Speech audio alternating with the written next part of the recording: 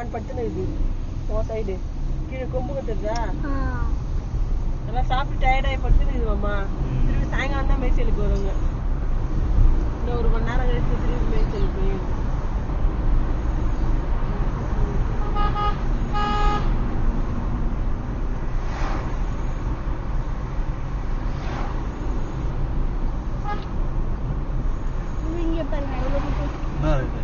மான் எல்லாம் உட்காந்துக்குதுங்க ரெஸ்ட் எடுக்குது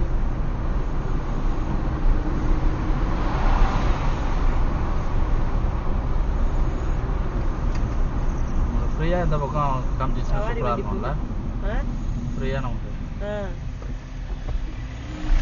புளியை பார்த்துட்டா ஜாலியாக இருக்கும்.